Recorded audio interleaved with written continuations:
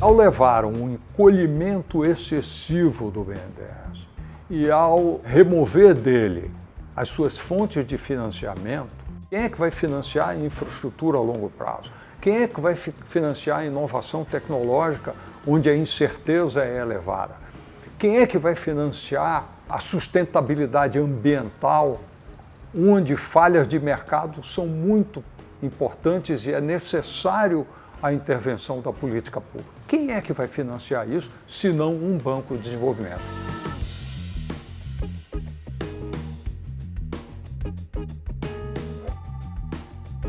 Olha, o BNDES é um banco de desenvolvimento econômico e social. Ele foi criado em 1952 pelo presidente Getúlio Vargas. E nesse período, vários bancos de desenvolvimento foram criados em vários países do mundo. Países desenvolvidos e países em desenvolvimento. O BNDES foi fundamental nos anos 60 para iniciar os grandes investimentos em infraestrutura no Brasil. Depois, nos anos 70, nos anos 80, praticamente não há nenhuma grande hidrelétrica, porto, ferrovia ou grande indústria siderúrgica, indústria chamada de base, ao longo da história econômica brasileira, que não tenha sido financiada pelo BNDES. Ele foi se tornando crescentemente mais importante. No período autoritário, no regime militar, o BNDES também teve um papel importante em financiar grandes investimentos em infraestruturas e indústria de base. E assim continuou.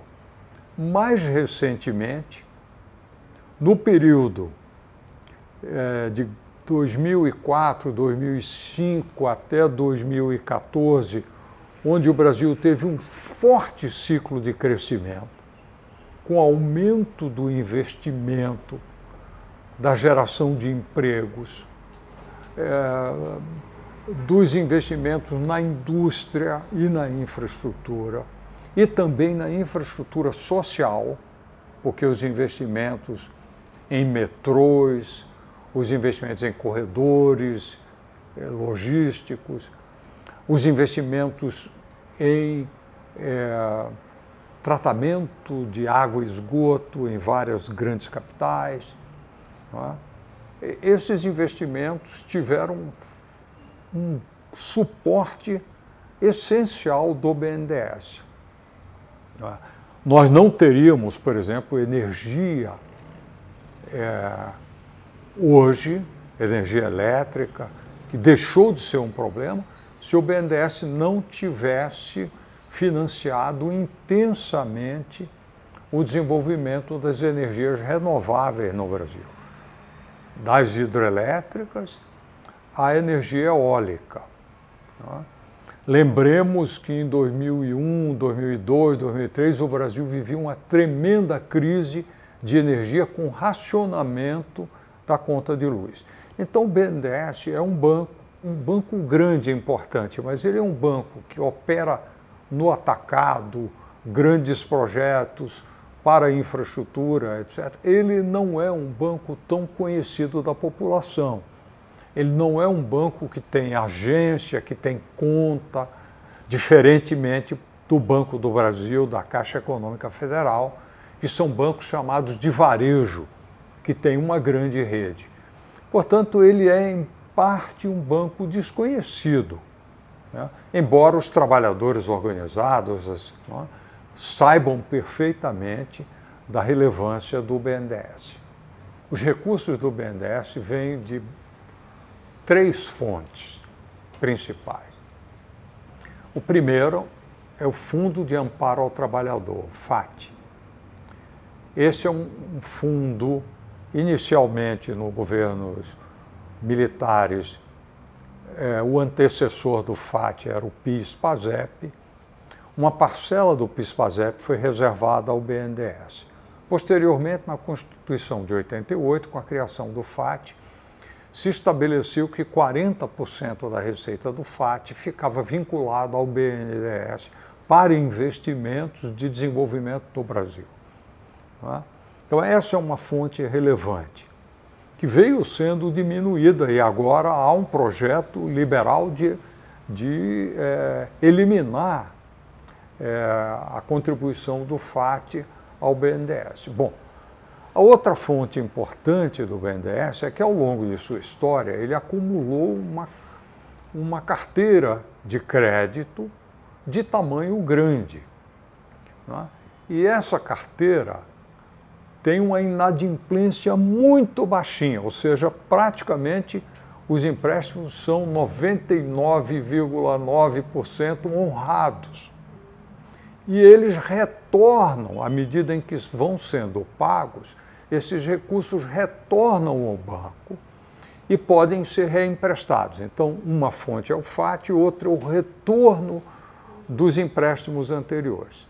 E, finalmente, num período mais recente, durante o governo ex-presidente Lula, ex-presidente Dilma, o Tesouro Nacional, com autorização do Congresso, emprestou ao BNDES. E no período mais recente, após o impeachment da presidente, os governos que se seguiram forçaram o BNDES a devolver recursos, e isto foi uma das razões pela qual o banco encolheu, e uma das razões também pela qual o banco deixou de ser uma alavanca proativa no financiamento à infraestrutura brasileira. Nesse período, o BNDES financiou, ao todo, 1,6 trilhão de reais.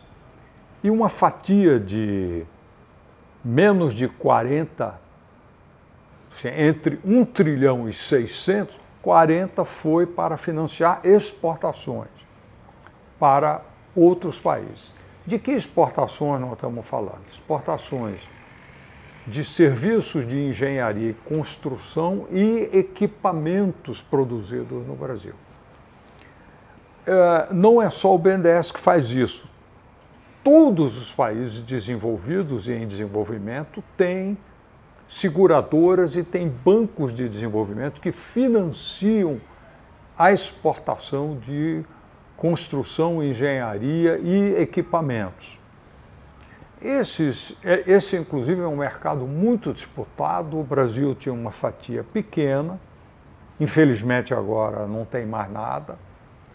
E essa atividade de exportação, ela mobilizava uma cadeia produtiva interna relevante, mais de 4 mil pequenas empresas, gerando mais de 250 mil empregos, e gerava, além de empregos no Brasil, divisas para o Brasil.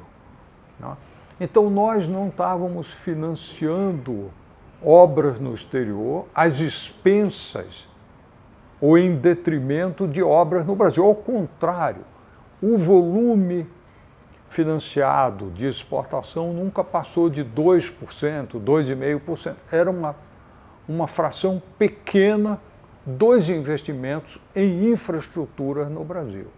Então, nós apoiamos praticamente toda a expansão da infraestrutura brasileira, da energia brasileira, foi feita primordialmente, especialmente nos setores que precisam de um prazo longo de maturação do investimento, foi financiado pelo BNDES.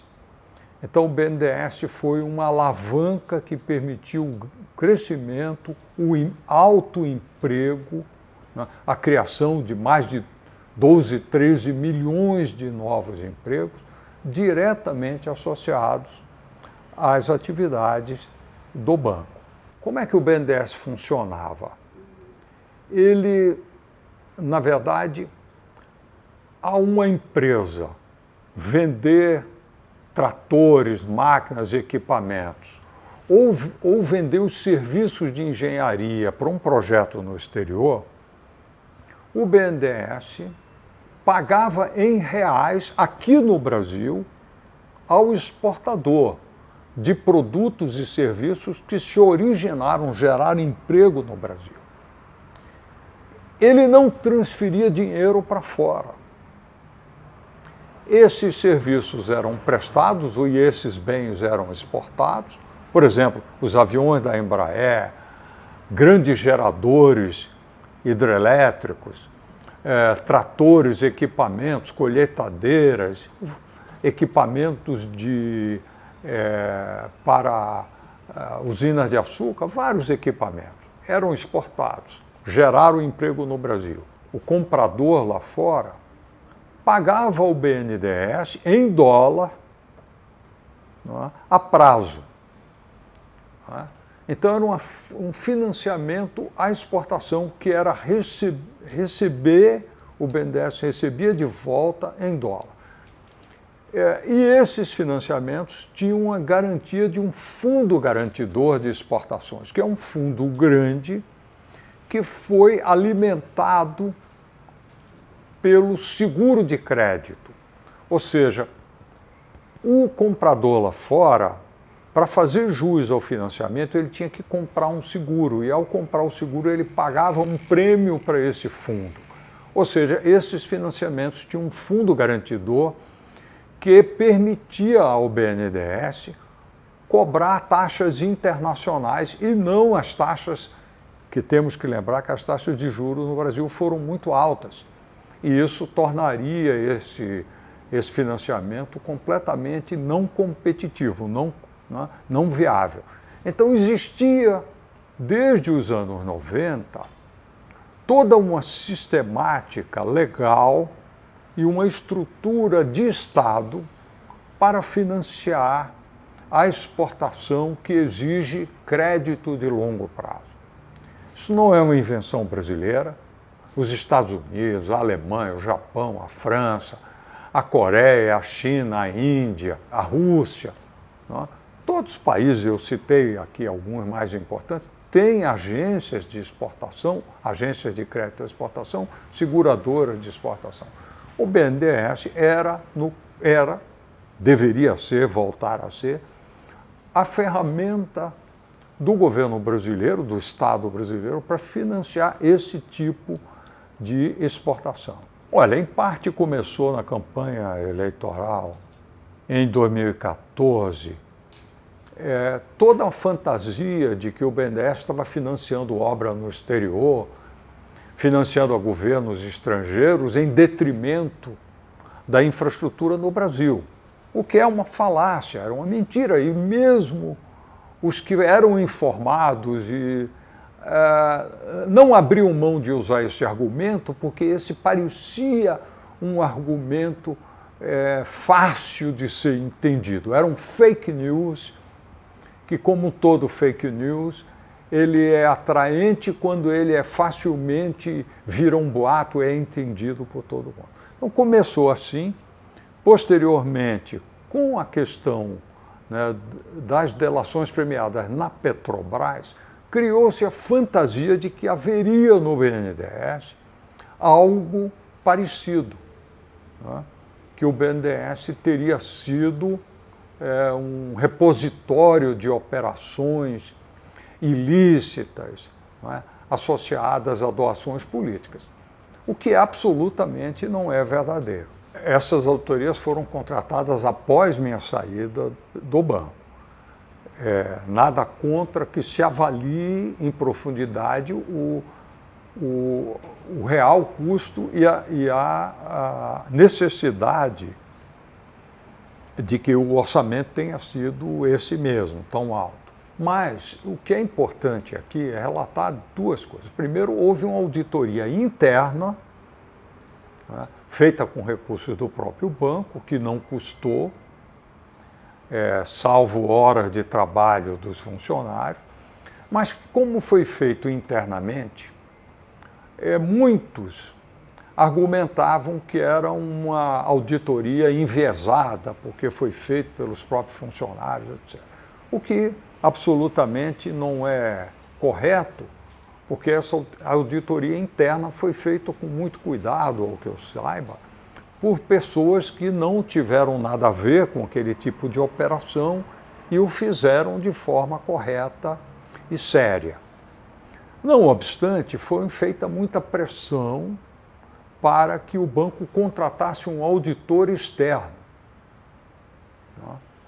E efetivamente foi contratado um auditor que tinha grande experiência, havia feito auditorias em grandes empresas internacionais que tiveram problemas de corrupção. Era uma auditoria que tem muita tecnologia e capacidade de cruzar informações. E ao que eu saiba, no caso do BNDES, apenas para examinar operações ligadas ao grupo JIF, JBS, foi feito o cruzamento de mais de 3 milhões de mensagens de e-mail, mensagens de WhatsApp, de dezenas de funcionários do banco. E essas mensagens fizeram o cruzamento para ver se existiu, com o uso de inteligência artificial de palavras-chave, se existiu algum tipo de indução, de menção a pagamentos indevidos ou de interferência indevida interna ou externa nos processos decisórios do banco. Além disso, esse cruzamento de informações foi analisado tomando por base cerca de 400 mil documentos do próprio banco e documentos externos ao banco. Delações, processos, CPIs, todo esse acervo de documentos foi avaliado. E a conclusão final é de que não há nenhum indício de favorecimento ou de influência indevida nos processos decisórios do banco. Ou seja, o resultado final dessa auditoria resgata a impessoalidade, a lisura e a integridade de todos os procedimentos do banco, do seu quadro técnico e dos seus dirigentes, inclusive da minha pessoa. Então, nesse sentido, eu acredito que ela é uma contribuição positiva para estabelecer a verdade dos fatos, que foi tão vilipendiada por acusações levianas por alguns, ou motivadamente ideológicas de outros, ou até acusações feitas em boa fé, levadas por um clima que foi criado de fake news que não tinha fundamento. Então, eu acho que nesse sentido de colocar a nu a verdade dos fatos, ela é saudável para a democracia brasileira e para o resgate da instituição do banco. No caso do BNDES, que efetivamente atentou contra os direitos básicos, atentou contra o devido processo legal e foi feito de uma maneira, pode ser até que as intenções fossem boas, mas a forma como foi feita atentou contra os direitos da cidadania. Na medida em que se levantem suspeitas sem evidências, e sem provas mínimas, nós estamos num mundo do arbítrio. E na medida em que todo o setor público é colocado sob suspeita, sem evidências, nós estamos evoluindo para um retrocesso de direitos. Não creio que a justiça brasileira esteja envolvida sistemicamente nisso, mas houve um movimento, e ainda esse movimento existe, mas que clama pelo combate à corrupção, que é um clamor legítimo, mas precisa ser feito dentro da lei, e dentro das regras, e dentro da Constituição. A política declarada da atual equipe econômica é ultraliberal, pró-privatista, é até uma política fundamentalista. Ele acredita que o mercado é o nirvana que vai resolver tudo com maior eficiência e que o Estado deve ser reduzido ao máximo. Essa política é uma política antiga, é uma política ultrapassada. Não obstante, ela vem sendo perseguida no Brasil.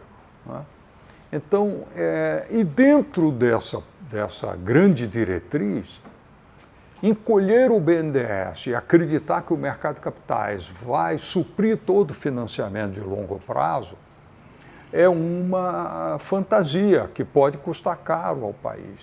Nada contra o mercado de capitais. Eu trabalhei muito para criar debêntures de infraestrutura, para estimular o mercado, mas o mercado funcionará bem se tiver parceria junto com o setor público, junto com projetos de desenvolvimento bem feitos, bem elaborados, que possam ser bancáveis, a longo prazo por bancos públicos, por bancos privados, pelo mercado em conjunto. Então, é uma mudança de orientação que, ao levar um encolhimento excessivo do BNDES e ao remover dele as suas fontes de financiamento, em algum momento no futuro, quando o Brasil, de fato, colocar em marcha um ciclo de investimentos de grande escala para sustentar o desenvolvimento do Brasil, nós precisamos investir muito mais do que estamos investindo hoje, pelo menos 400 bilhões adicionais a cada ano, a mais. Fica a pergunta, quem é que vai financiar isso? Quem é que vai financiar a infraestrutura a longo prazo? Quem é que vai financiar a inovação tecnológica, onde a incerteza é elevada? Quem é que vai financiar a sustentabilidade ambiental, onde falhas de mercado são muito importantes e é necessário a intervenção da política pública? Quem é que vai financiar isso, se não um banco de desenvolvimento? E se o BNDES tivesse transformado de um banco importante, que tinha uma capacidade relevante de financiar, num banco minúsculo, num banco pequeno, vai fazer falta e vai representar um desserviço ao desenvolvimento do Brasil. Criação de emprego de maneira sustentada e firme depende de novos investimentos. Os novos investimentos não virão sem infraestrutura, sem energia, sem transporte, sem redução do custo do Brasil, sem portos. Novos investimentos, sem saneamento, sem transporte, sem saúde pública em grande escala. Então, esses investimentos, em parte, são feitos diretamente pelo governo, pelos governos estaduais, em parte são financiados. E a grande ferramenta de financiamento de longo prazo é o BNDES. Então, a ausência do BNDES se traduz numa taxa de crescimento mixa, abaixo do potencial. Isso significa menos emprego, significa trabalho mais precário para o brasileiro.